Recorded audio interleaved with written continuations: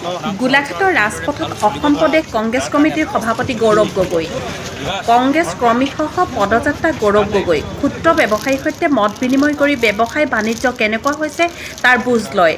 গৌৰৱ গগৈ এই পদযাত্ৰাক লৈ বিবুধিত পৰিল আৰক্ষী তথা প্ৰশাসন।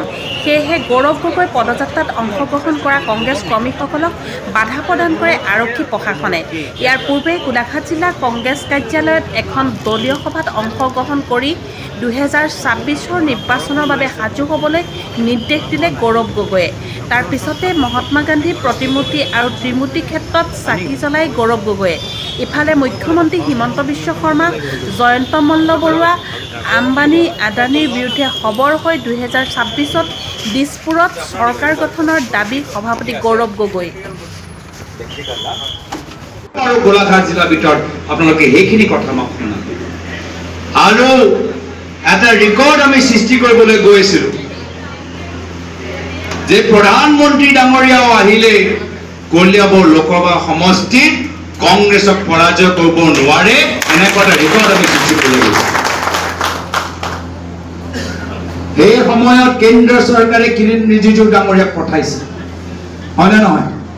কিৰণ ৰিজিজু ডাঙৰীয়া সেই সময়ত কেন্দ্ৰ চৰকাৰৰ আইন বিভাগৰ মন্ত্ৰী, ঠাই ঠাই গৈ আছে, বিভিন্ন একদম গাঁৱৰ ভিতৰত সোমাই গৈছে, খুমটাই গাঁৱৰ ভিতৰত সোমাইছে। আৰু তাৰ পিছত তেওঁ উভতি গৈ কি ৰিপৰ্ট দিলে? তেওঁ উভতি গৈ সেই ৰিপৰ্টটোৱে দিলে যে হয়, কংগ্ৰেছে যি কৈছে ঠিকে কৈছে, কলিয়াবৰ লোকসভা সমষ্টিৰ কংগ্ৰেছৰ দুৰ্গ, স্বয়ং প্ৰধানমন্ত্ৰীও আহিলে আমি কংগ্ৰেছক পৰাজিত কৰিব নোৱাৰিম। এই ৰিপৰ্ট পোৱাৰ পিছতহে লগে লগে দুভাগ কৰি দিলে কলিয়াবৰ লোকসভা। 14টা লোকসভা সমষ্টি অসমৰ ভিতৰত কোনো সমষ্টিত তেওঁলোকে দুভাগ কৰা নাই, হয় যোগ কৰিছে, বঢ়াইছে, কিন্তু ক'তো তেওঁলোকে দুভাগ কৰা নাই। যিদৰে মাত্ৰ কলিয়াবৰ লোকসভা সমষ্টিৰ ভিতৰত তেওঁলোকে দুভাগ কৰিলে। আৰু তাৰ পিছত এই বছৰ আৰম্ভণি তেওঁলোকে কি ভাবিছে যে এটা কথা লোকসভা নিৰ্বাচনৰ সময়ত বহুত ওলাইছে।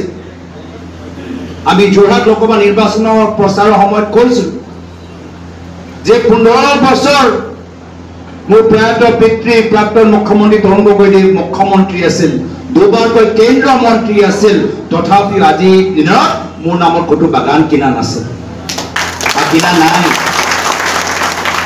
ক'ৰবাত মোৰ নামত মাৰ নামৰ চেনেল খোলা নাই। এইখিনি কথা আমি বাৰম্বাৰ কৈছো। যোৱা বছৰ লোকসভা নিৰ্বাচনৰ সময়ত যদিও জিলা কংগ্ৰেছে মত বিনিময় কৰিবলৈ আৰু আমাৰ স্থানীয় কংগ্ৰেছৰ সতীৰ্থসকলক আমাক সম্বৰ্ধনা দিবলৈ আয়োজন কৰিছিল, প্ৰদেশ কংগ্ৰেছৰ সভাপতি হিচাপে যেতিয়া আমি আপোনালোকৰ মাজত আহিছো আজি তাৰিখত গোলাঘাটৰ ভিতৰত, আমি মত বিনিময় কৰিবলৈ অহা নাই, আমি সম্বৰ্ধনা ল'বলৈ অহা নাই, আমি জেলত থকা আমাৰ যুৱ কংগ্ৰেছৰ বন্ধুসকলক নৈতিকভাৱে এই মঞ্চৰ পৰা সমৰ্থন দিবলৈ।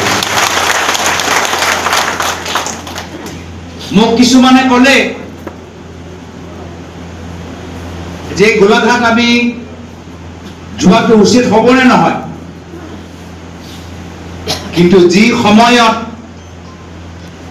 আজি আমাৰ যুৱ কংগ্ৰেছৰ কিছু সতীৰ্থসকল আৰু কিছু যুৱক বন্ধুসকল আজিৰ তাৰিখত যেতিয়া জেলত আছে, আমাৰ কৰ্তব্য যে যদিও আমি তেখেতৰ ওচৰত যাব পৰা নাই, এই মঞ্চৰ পৰা এই কংগ্ৰেছৰ কাৰ্যালয়ৰ পৰা তেওঁলোকক ক'ব লাগে যে আমি তোমাৰ লগত আছো, এইবাৰ জোৰ এখন হ'ব। লগতে যিদৰে জিলা কংগ্ৰেছে, জিলা যুৱ কংগ্ৰেছে যোৱা কিছু দিনৰ পৰা একত্ৰিত হৈ আমাৰ যুৱ সতীৰ্থসকলক সমৰ্থন জনাই আছে। মই তাৰ বাবে জিলা কংগ্ৰেছৰ যুৱ কংগ্ৰেছক ধন্যবাদ আৰু শুভেচ্ছা দিবলৈ বিচাৰিছো।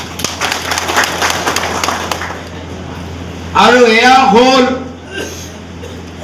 আগন্তুক দিনত গোলাঘাট জিলাৰ ভিতৰত 5টা সিট দখল কৰা মূল মন্ত্ৰ একতা। যদি আপোনালোকে গোলাঘাট জিলাৰ ভিতৰত 5টা সিট দখল কৰিবলৈ বিচাৰে, কংগ্ৰেছ দল ইয়াত একজোট হ'ব লাগিব। বহুতে কয় যে নিৰ্বাচন আহিলে কংগ্ৰেছৰ মাজত আমাৰ ঠেলা হেঁচা আৰম্ভ হৈ যায়, আমাৰ ভিতৰত কাৰ্যবোৰ আৰম্ভ হৈ যায়, আৰু যাৰ ফলত একজোট হোৱাকৈ কংগ্ৰেছৰ নিজৰ মাজত কাৰ্য হৈ চলি থকা বাবে কংগ্ৰেছে কংগ্ৰেছৰ শত্ৰুৰ দৰে পৰিচয় হৈ যায়। এইবাৰ নহ'ব।